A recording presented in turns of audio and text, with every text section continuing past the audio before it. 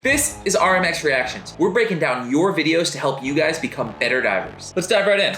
So first up, we got Quinn, who looks like, this definitely has got to be like New Zealand. Looks like he's got a wetty spear gun, which you really only see over there. He's doing that snooping technique, which means he's crawling down through like the short kelps, and he's coming over here to one of these elusive snapper, spooks it. Quinn, I know how you feel. I've done that like every single time I've tried to shoot a snapper over there in New Zealand. I got no advice for you. I don't know. If I was better at doing that myself, I could help you out, but honestly, that's exactly how most of my New Zealand trip looked. We got another one from Quinn here, and this looks like a lot more of what my New Zealand trip looked like. Big, dumb kingfish swimming straight up to you, and then if you're lucky, definitely stoning them just like this. Quinn, I know you were stoked to stone that one and not have to go through the full battle. Nicely done. Thank you so much for submitting those. Next up, we got Tromke, and this is definitely going to be that Mediterranean. Guys, I love diving the Med so bad, and I cannot wait to get back over here. These guys are without a doubt the best divers in the world. I mean, check this out. Mullet cruising over the grass flats. This guy's got a short little gun here, and like, what, 15 feet away, completely, totally snipes this thing. These guys are like the deepest divers, the best hunters, and the best shots all rolled up in one because they have to be. Another one from Tromke here, and this is, again, he went from like shallow water, super sniper shot skills, to now he's diving a little bit deeper. They literally can do it all over there. I cannot wait to get back over there and kind of show you guys some of the things that like, they just gotta be some of the best hunting in the world. Gets down here, couple amberjack cruising along. Now I don't like that he kind of goes after the amberjack. Personally, I'd be going down to the bottom. You guys know it. I'd be going straight to the bottom. I'd be doing my grunting, and those things would come right over to me. It looks like he throws out a couple grunts, and they do. They turn around, they come over back towards him, and he's going to be able to take a shot right here again. Another freaking sniper shot. Rolls this thing over. Stoked. Philip, nicely done. We got another video from Philip here, and what's so unbelievable about the Mediterranean is that there are no fish. Like, you guys think Hawaii is fished out? The Med is on another level. And because of that, these divers have to develop these skills, and they get so good because of it. I mean, check this out right here. This guy is got down to the bottom. He's gonna do that aguado technique where he's crawling with that left hand, climbing just up, looking through that V, waiting for something to come along. And guys, you won't believe what he shoots here and how much effort he puts in to getting this little thing that, you know, we would totally take for granted out here in Hawaii or in Australia or all over the world. That up there is a tiny little parrotfish that's actually munching on the rocks, and all of this he has to go through just to shoot this little 6-inch fish here, and that is why these divers are so good.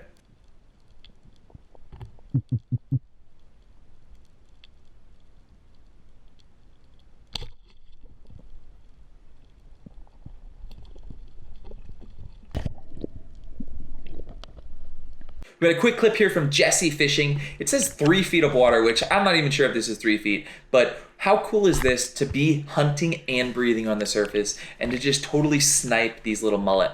And it's pretty cool to come from Florida and know that like we have unlimited supply of these, but all over the rest of the world, they eat these, they cherish these as food. So this is Guam. Nicely done, Jesse. I think we need to do a mullet catch and cook. Next up, we got Oran Palmer. Now this looks like probably the Caribbean. He's diving down here to the bottom. There's going to be a yellowjack that comes popping out of that cave. Again, these trevally species, they love kind of a little bit of those overhangs, and he gets down here, makes a stone shot. Stoked for you, Oran. Nicely done. All right, next up we got Nico Theoneson. Looks like some dirty water here. I don't know where he is, but I don't know what he's looking for. It's really, really murky water. There's gotta be something really, really good down there for me to personally be diving in visibility like this. But I don't know what he's looking like. He's in the sand. He's looking for a flatfish or a halibut or something like that. Definitely searching in the sand, and there it is, right there. Finds his halibut, sticks it, stoked. What else do we got from you, Nico? Next dive, the water is definitely way, way cleaner. And again, we're back here. This looks like the California kelp type system. He's hovering up a little bit. There's all that life around. He's looking to try and kind of see where he wants to land, what he's looking for. Now, personally, not how I hunt. It doesn't matter. Even in California, I've shot reds over in California, and I'm still going all the way to the bottom and looking around and hunting from there. And he does see a red here in that crack and goes over and manages to stick this thing and pull him out. But you know, no matter where you are in the world, it's going to the bottom and waiting and being part of the ecosystem there and letting things kind of come to you works. You know, when I was in Northern California, I did that exact technique where I'd go to the bottom, I'd sit there, and even though I didn't see that vermilion snapper, that vermilion rockfish when I was on my way down, they just kind of levitate up off the bottom and appear from nowhere. And all of a sudden I'm like, oh, there's one. And now I can do my guado technique, crawl over and stick it, a fish that I may not have seen otherwise. We got one more dive from Nico here, and looks like, again, some kind of California kelpie stuff. Big, big, giant sheephead. Closes the gap, not on the bottom, but sticks this thing. Nicely done, Nico. Thank you so much for these clips. Next clip here is Mike Morey. Says sniper precision. We'll be the judge of that, Mike. Let's see what you got going on. Looks like some artificial structure for sure. I love diving that. That's a Florida thing. I think this might be over in Florida. A bunch of gag groupers, mangrove snappers popping out, zipping around all over the place. And they're so incredible how much life there is over there. Picking out the big one, snipes it, rolls it, epic shot. Next up, we got Malicio here, and I don't know where you are in the world, but I want to go make a video with one of these guns so bad. I've always been fascinated by like that homemade, I think they call these hinge style guns, where they make these things, they got little rubber bands for bands, real thin, sometimes bike spokes that they use for shafts, and he's cruising down here. Looks like a Sweet Lips or something coming in here. I don't know why you don't have that second band loaded. If I had a little pea shooter like that, I think I'd be having both loaded, but maybe you had your reasons. You managed to stick this thing. I want to go make a video so bad over here with these guys with this homemade gear. And thank you, Malicio. Maybe we'll see that soon. Next up, we got Mirlac, and this is definitely Hawaii. You can see the dude knows what he's doing. He's down, he's on the bottom. He's got some cover in front of him, a little bit of structure to kind of block his view. Got that Rife Euros popping up over the rock, posted up, waiting. And that whole cloud of fish that lives out there in that, sandy pocket is moving real slow, is used to him being there, is comfortable, and they're getting a little bit closer on every pass, guaranteed. And then eventually here, he's gonna get the pass that he wants, and that fish is gonna come close enough, and he's gonna explode out of here just like he does. He just does that pounce, sticks that uhu right in the face. Nicely done. Pouncing on uhus like a cat. Next video is titled Matan by Ben David. I'm not sure if that's a place somewhere. Let me know down below. But definitely got some sandy, rocky structure here. Goes to the bottom, which you guys know I love. Looks around, seeing what's kind of happening, what's going to cruise up to you. What's going to come up to you here, Ben? What do you got? What do we got? There we go. Narrow barred mackerel pops in out of nowhere, comes over to check him out, gets the shot, stones him. Awesome. Nicely done, Ben. I love those fish. Those are some of the most fantastic sashimi fish ever. Makes me want to go travel again. Next up here, we got Alessandro Melis, and the title here is 77-pound wahoo, which guarantee is going to be ridiculous. He's definitely got some kind of little Rob Allen roller there. He's flashing, doing the flashy flash with the hands. This thing is cruising around. I don't know why it's coming so close to him, but he comes in and sticks it. And guys, that is my favorite shot. If you watch his channel at all, you know I love right there in the tail, behind, right between those fins, and he's stoked. Wahoo! Wahoo! Wahoo! Hey, wahoo! So tough on a reel gun with the belt reel, but this guy played this thing perfectly. Nice and slow, nice and easy. He got a full rat's nest here to deal with later, but his buddy is ready, prepared to get down there, do the second shot, and land a freaking stud of a wahoo. Another one from Alessandro Melis, and I'm not sure where exactly you're at, but mutton snapper. So this is definitely somewhere in the Caribbean. I'm almost leaning towards Florida, but he's got that little Rob Allen roller again, cruising down to the bottom. Let's see how this hunt goes.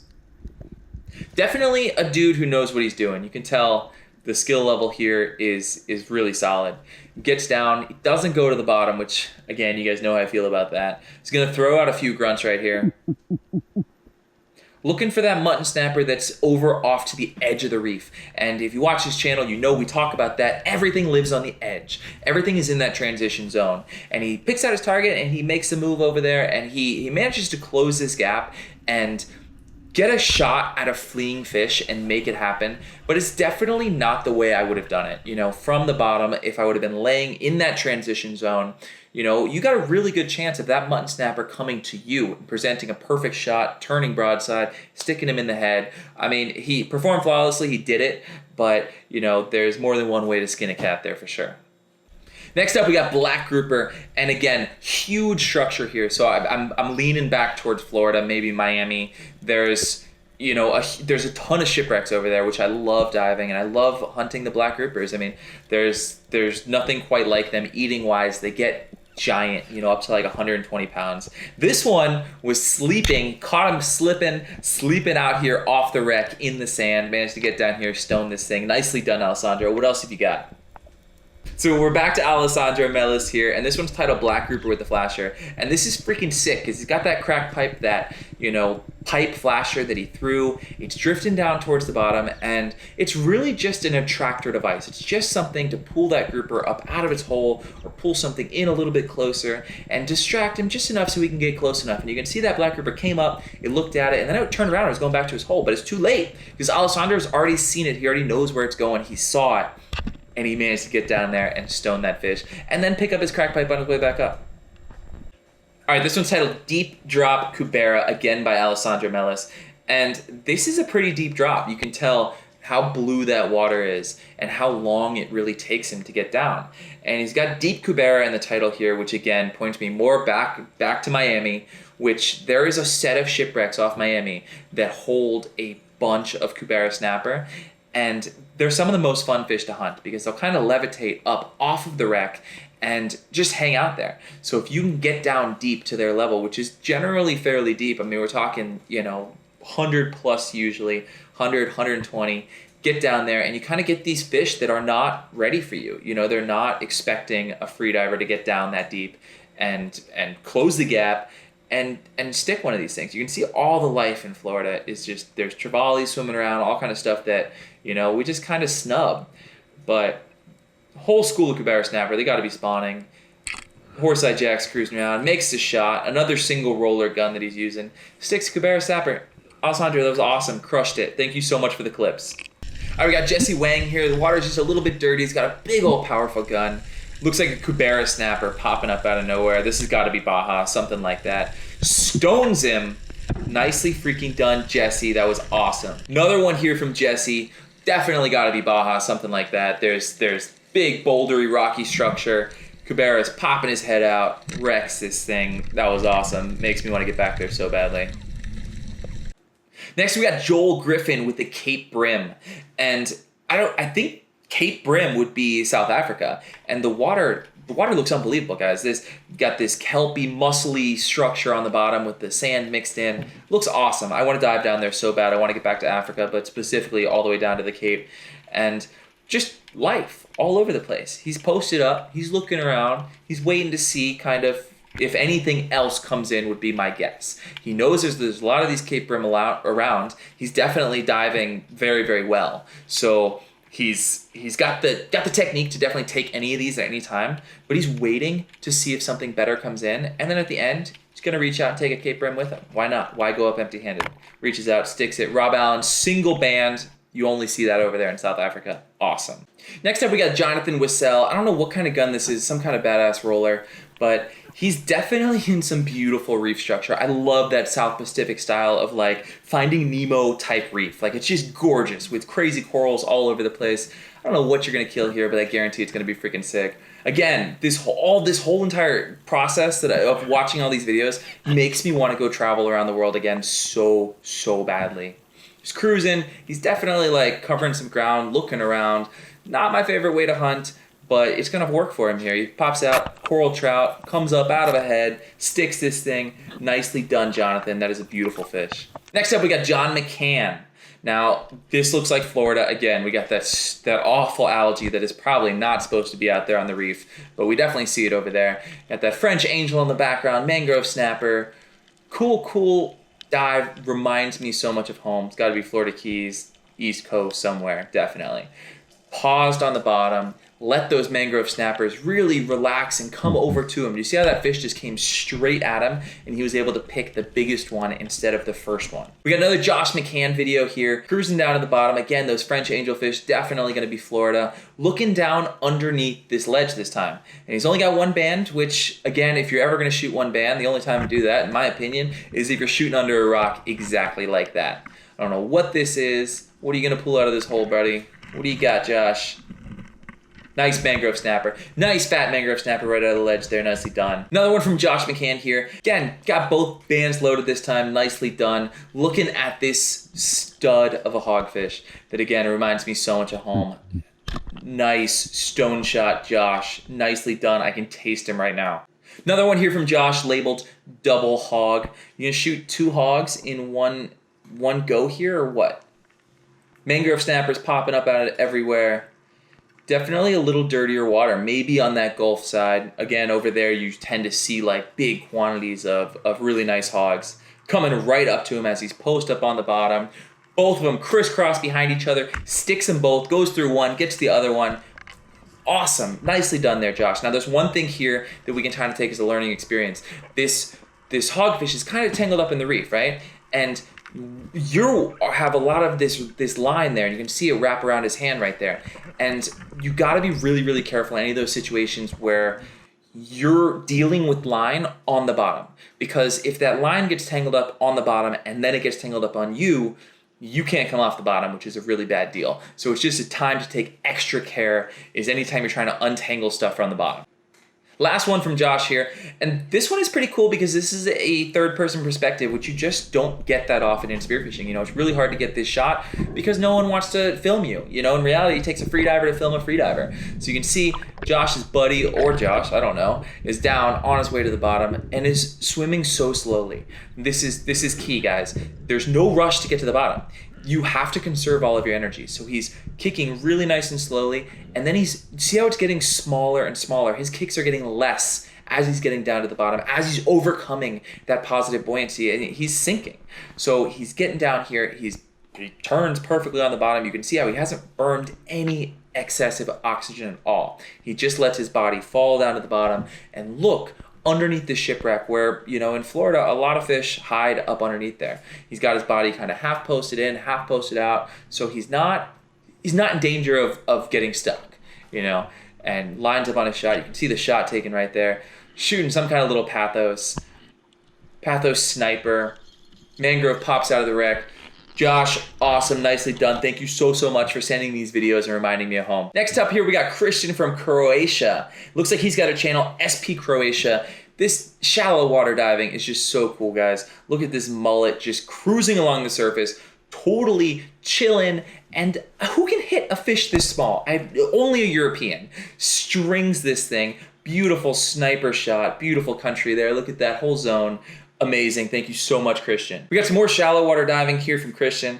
How cool is it just to snorkel around and hunt your dinner? Like, there's no diving involved. He's just putzing around and sticking mullet. Another sniper shot. The dude is a laser. Nicely done. I teach me how to shoot, please. One last clip from Christian here, and Christian, nicely done. It looks like you got your snorkel below the surface this time. It's only in like 3 feet of water still, but using these European hunting techniques, crawling across the bottom, being super ultra stealthy, sniper, long range shot, crushed. That looks like a Dorado. Nicely done, Christian. That was awesome. And one last dive from Christian. You definitely got your snorkel below the surface this time, but still only in about 12 feet of water. Still looks like you're aiming upwards, like you're hunting for these mullet again or something. Again, just wild techniques that you guys use over there. It's truly impressive to see how good you guys have become out of necessity.